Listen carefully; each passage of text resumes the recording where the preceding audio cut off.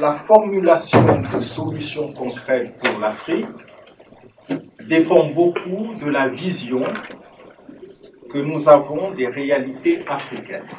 Cela dépend beaucoup de la manière dont nous interprétons les réalités de l'Afrique. Si notre interprétation est correcte, alors les solutions seront d'ordre efficace. En revanche, si notre interprétation est erronée, forcément, nos solutions seront des solutions inefficaces.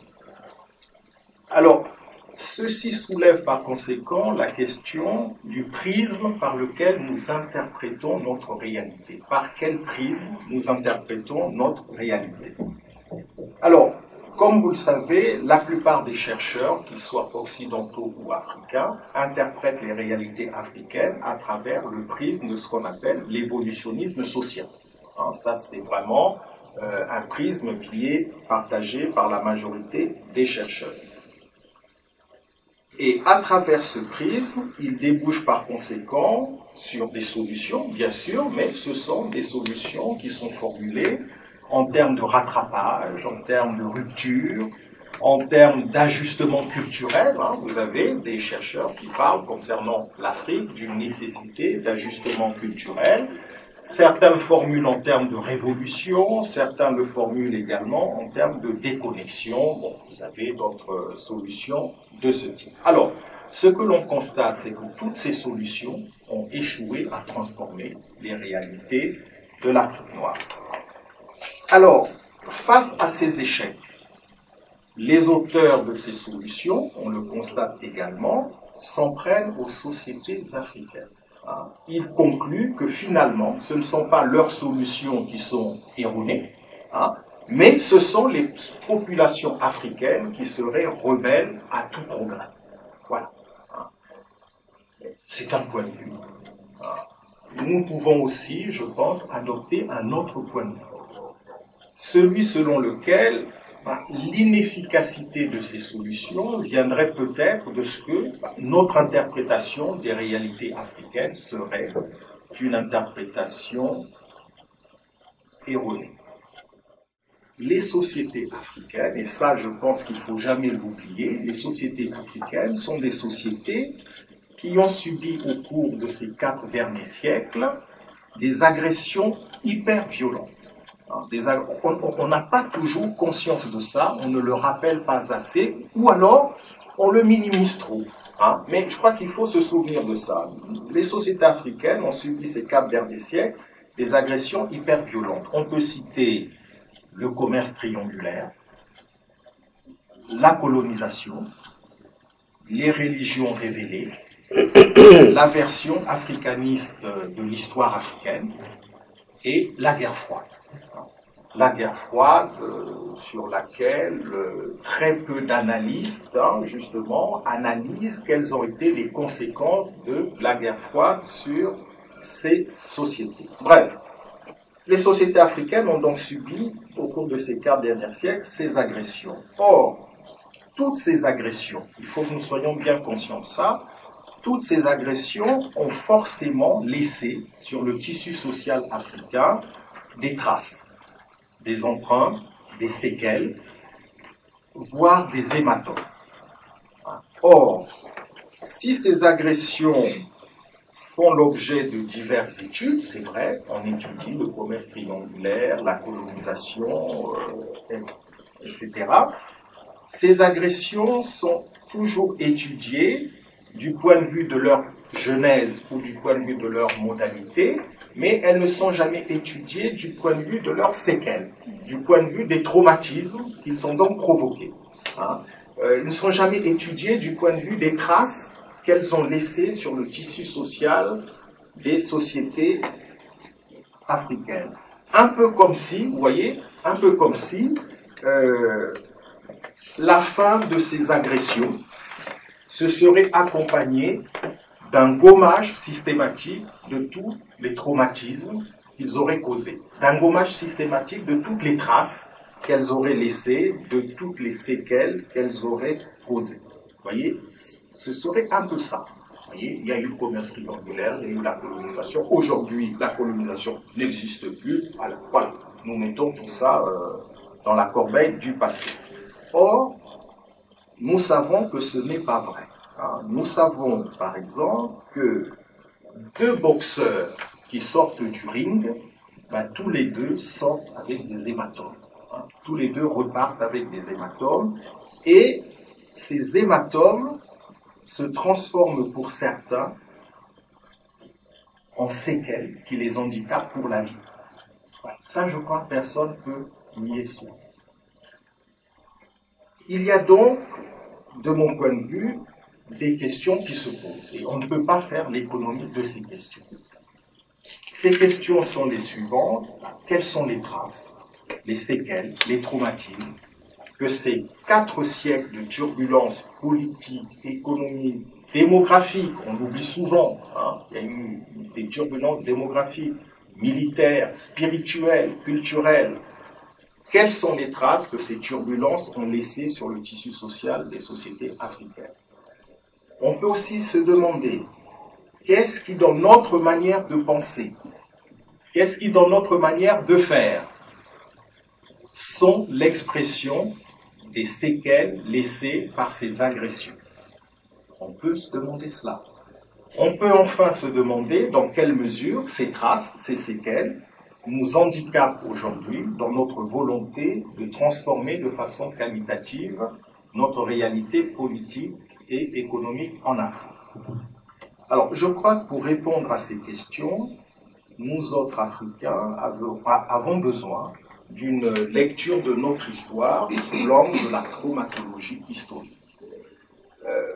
Sans une telle lecture, je pense que nous continuerons à attribuer nos impasses actuelles, parce que c'est vrai, nous sommes dans des impasses, nous devons reconnaître cela, mais je crois que sans une lecture de nos réalités sous l'angle de la traumatologie historique, nous continuerons à attribuer nos impasses, pour certains, à la fatalité, c'est ce que font beaucoup, c'est la fatalité, pour d'autres à la malédiction de la race. Aujourd'hui encore, certains pensent effectivement que c'est la malédiction de la race, ou encore à une tare culturelle.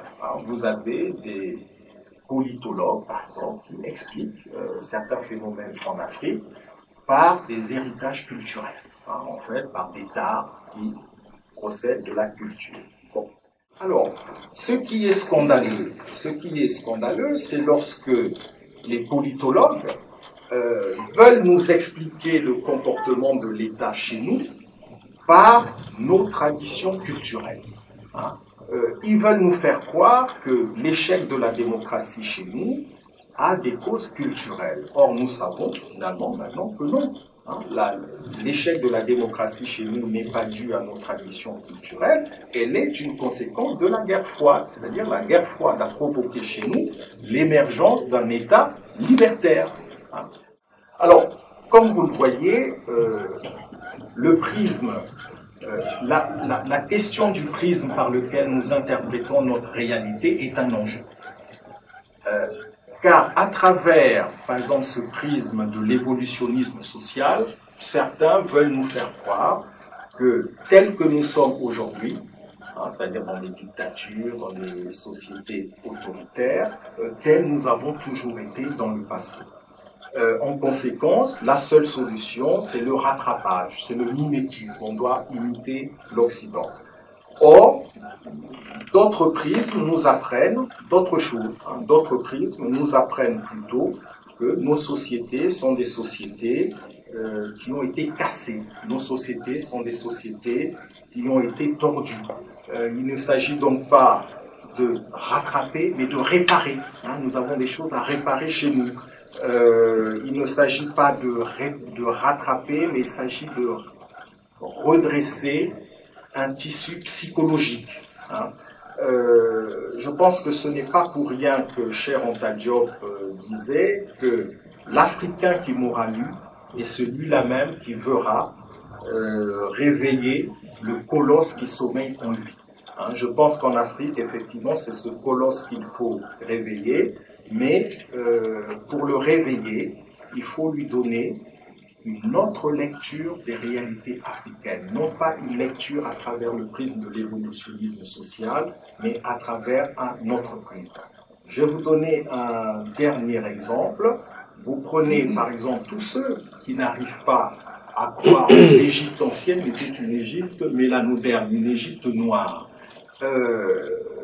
Toutes ces personnes-là, pourquoi elles ont du mal à le croire? Mais souvent, elles disent justement, mais si c'est vrai que les Égyptiens étaient des Noirs, ça signifie, si c'est vrai que dans le passé, nous avons été capables d'un tel progrès, pourquoi aujourd'hui sommes-nous sous-développés, hein? Donc, vous voyez très bien qu'ils ont une vision, une lecture évolutionniste, parce que l'évolutionnisme consiste à dire, une fois qu'on a progressé, on ne peut plus reculer. L'évolutionnisme social, c'est ça. Donc, par conséquent, ils ont raison de dire, mais si nous avons progressé autant, pourquoi avons-nous reculé? Si nous avons reculé, ben, cela signifie que l'Égypte ancienne n'est pas une Égypte noire. Or, je crois que ces personnes-là, il suffit simplement de leur donner une autre lecture du mouvement de l'histoire. L'histoire n'est pas évolutionniste, l'histoire est mathémologique, c'est-à-dire il y a du progrès, mais il peut aussi y avoir des régressions. Donc, l'Égypte peut avoir été une Égypte noire, ça n'exclut pas le fait que les Africains aient pu après connaître une régression. Celui qui emprunte les yeux de l'oiseau pour observer le précipice est celui-là même qui n'hésitera pas à s'élancer dans les airs. Ceci pour dire que si vous interprétez le monde à travers un discours qui n'est pas le vôtre, vous vous mettez en situation de danger, en ce sens que vous verrez le monde comme autrui veut que vous le voyez, et non pas tel que votre raison pourrait vous le montrer. C'est pourquoi il est important d'agir dans le monde selon ses propres paradigmes. Un paradigme, on dira ici que c'est une vision des tenants et aboutissants du problème auquel on est confronté lorsque l'on envisage de le réaliser. Il nous permet toujours d'agir selon nos propres intérêts. De façon certaine, on sait que dès le XIXe siècle, les sciences sociales en Europe véhiculent une théorie qui prétend expliquer les tenants et aboutissants de la dynamique des sociétés en général et des sociétés non européennes en particulier. Cette théorie, encore une fois, c'est l'évolutionnisme social. On sait aussi que cette théorie, l'évolutionnisme social, connaît au début du XXe siècle un grand succès aux États-Unis. Vraiment, c'est une théorie dont on parle. Il y a véritablement des débats sur l'évolutionnisme social, au point qu'en 1939, la ville de Chicago accueille un colloque international consacré à l'évolutionnisme social. Vous voyez, c'est vraiment une théorie qui imprègne le monde intellectuel américain dès le début du XXe siècle. Les idéologues du gouvernement américain, ils n'ont pas pu échapper à l'influence intellectuelle de cette doctrine dans leur réflexion. Dans leur réflexion sur le devenir des sociétés non européennes au regard des intérêts américains, les idéologues américains n'ont pas pu échapper à l'influence de l'évolutionnisme social. En tout cas, on en a la preuve, parce que c'est ce dont atteste l'ouvrage de l'économiste qui a théorisé la doctrine américaine du développement. C'est Walter Rostow, qui a écrit un ouvrage qu'on appelle Les étapes de la croissance économique. Cet ouvrage théorise la doctrine américaine du développement. Et c'est cet ouvrage qui va devenir la Bible du développement.